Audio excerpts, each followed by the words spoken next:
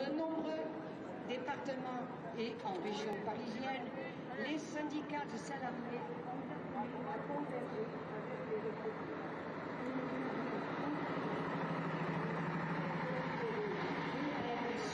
De Solidaires et de la CGT. Au nom de nos organisations, nous tenons à les remercier d'être en convergence avec nous, parce que ce budget des horaires 2026 touche également les salariés et leurs familles. APL, modification des allocations familiales, etc., pour ne citer que celles-ci. Les premiers ministres se succèdent, mais la politique reste la même. Le projet de loi de financement de la sécurité sociale 2026, version Lecornu 2, actuellement en discussion à l'Assemblée nationale, est un copie-collé de celui de François Bayrou du 15 juillet 2025. Seul le maintien des 2 jours fériés et la suspension de la réforme des retraites reportée en 2028, une vaste fumisterie, ce sont les retraités qui vont la payer. Car elle maintient le départ à la retraite à 64 ans et sert de monnaie d'échange pour faire voter le budget 2026 et l'application de réformes actuelles pour ceux et ceux qui partent maintenant à la retraite. Son coût est estimé à 400 millions d'euros pour 2026 et 1,8 milliard en 2027. Somme qu'il faudra compenser par des économies afin que la dette ne dépasse pas les 4,9 du PIB. Pour nous, nous sommes toujours pour l'abrogation de cette réforme. Mêmes recettes, mêmes effets. Les retraités demeurent au cœur des attaques. Partant du principe que les retraités ont un niveau de vie élevé, que leur taux d'épargne progresse, que les pensions ont fortement augmenté entre 2021 et 2025, ce sont à elles et eux de fournir des efforts pour amoindrir le déficit de la sécurité sociale. Pas de revalorisation des pensions du régime général en 2026, une année blanche, une revalorisation de 0,9 points en dessous de l'inflation en 27 et 0,4 points en dessous du jour de l'inflation de 28 à 30. Donc, camarades, vous avez vu ce qui nous attend. Hein? De suppression de l'abattement fiscal de 10 euros pour un abattement forfaitaire de 2000 euros. 10%. Excusez-moi, 10%, ouais. Ces mesures s'ajoutent au gel de la retraite complémentaire, Agirc-Arrco, imposé par le MEDEF qui préfère prendre des actions des sociétés Thales, Airbus, Safran pour un total de 3 milliards d'euros pour contribuer à l'effort de l'industrie d'armement du pays et maintenir un taux de réserve de l'Agirc et de l'Arco de plus de 108 milliards d'euros. Au-delà du gel des pensions en 26, ce sont l'ensemble des prestations sociales qui ne seront pas revalorisées, ainsi que le barème des impôts. Les conséquences vont être dramatiques pour certains retraités qui vont devenir imposables et donc perdre certaines aides réservées aux ménages non imposables. Je passe la parole à Marie-Laure. La santé des retraités est mise en péril avec ce projet de loi pour une économie de 7 milliards d'euros. Le gouvernement souhaite doubler le montant des franchises médicales ainsi que le plafond annuel de 50 euros à 100 euros.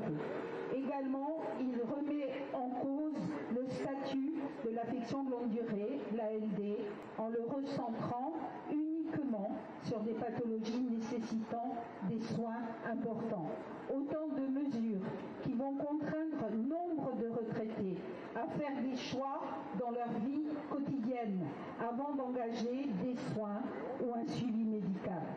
À nouveau, ce projet de budget effectue un transfert de prestations de la sécurité sociale vers les complémentaires santé qui sont appelés à verser une contribution supplémentaire de 1 milliard d'euros. Contribution, vous le savez, chers camarades, qui sera automatiquement répercutée sur les assurés. Nous avons aujourd'hui des camarades qui ont reçu leur tarif 2020 2026 avec pour certaines et certains une augmentation de 6%. Ce sont déjà 700 000 retraités qui n'ont pas de complémentaire santé et le nombre va obligatoirement augmenter. Alors que le vieillissement de la population est un fait avéré, que la prise en charge de la perte d'autonomie est un défi à relever dès maintenant, aucune mesure n'est inscrite dans le projet de loi. Les personnes âgées en perte d'autonomie sont encore les grandes oubliées du gouvernement. Je passe la parole à ma camarade Anne de Solidaire.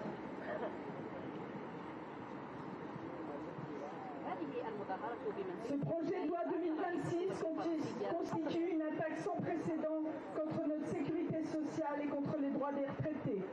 Les plus hauts revenus, les entreprises sont à nouveau épargnées et pourront continuer à bénéficier de niches fiscales très avantageuses, à verser des dividendes aux actionnaires, à être exonérés de cotisations sociales et à bénéficier d'aides publiques sans contrepartie. De plus, le gouvernement Lecornu envisage d'ouvrir des discussions sur l'avenir même de notre sécurité sociale, son financement, mais aussi de remettre le sujet des retraites à la table des négociations. Oui, il est possible de financer une sécurité sociale répondant aux besoins de la population en termes de niveau de retraite, de prise en charge de la maladie, de la perte d'autonomie. C'est une question de choix politique. 88 milliards d'euros, c'est le montant des exonérations de cotisations sociales accordées aux entreprises. 211 milliards d'euros, c'est l'ensemble des aides publiques accordées aux entreprises. 80 milliards d'euros par an dans les paradis fiscaux. Des sommes qui permettraient largement de couvrir l'ensemble des dépenses actuelles de la sécurité sociale, de développer l'hôpital public, de créer des centres de santé publics et de développer nos services publics, écoles, transports, logements, permettant de répondre à l'ensemble de la population et d'assurer un niveau de retraite décent en partant à la retraite à 60 ans.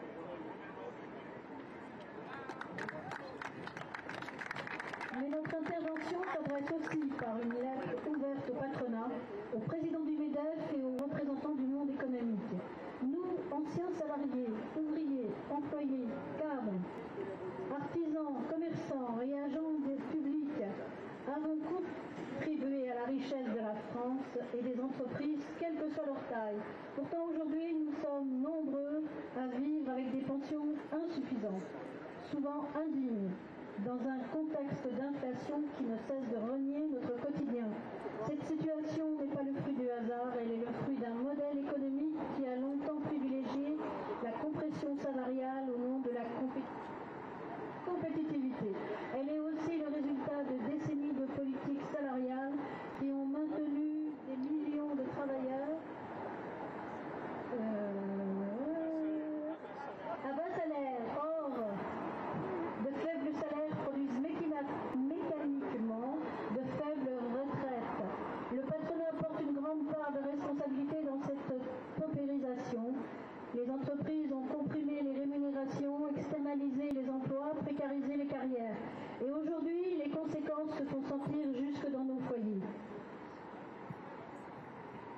Nous dénonçons également la décision récente du patronat de ne revaloriser les pensions Agirc-Arrco que de 0,2 points. Une proposition jugée inacceptable par les organisations est finalement rejetée. En conséquence, il n'y aura aucune revalorisation des retraites complémentaires en novembre, malgré une inflation persistante et des réserves de plus de 108 milliards d'euros. Nous observons aussi, avec colère, que les entreprises sont exonérées de cotisations sociales et bénéficient chaque année de milliards d'euros d'aides publiques. Pourtant, nombre d'entre elles délocalisent, automatisent et précarisent l'emploi sans contrepartie sociale réelle. Cette logique contribue à la paupérisation des retraités et affaiblit la solidarité intergénérationnelle. Nous appelons donc à une revalorisation immédiate des pensions, à une politique plus juste pour les générations actuelles et futures et une prise de responsabilité du patronat dans la crise sociale que traverse notre pays. Retraités, salariés, privés d'emploi, ne baissons pas les bras, nous sommes une force. Nous appelons les députés et les sénateurs à ne pas voter ce budget et compter sur nous pour rendre publics les votes de l'Assemblée nationale et du Sénat.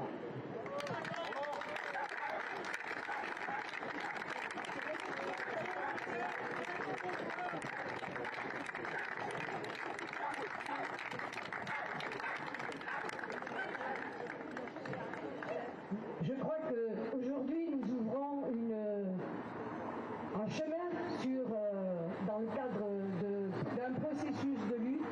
Les camarades, nous devons rester mobilisés afin de participer avec nos camarades actifs dans les prochaines manifestations.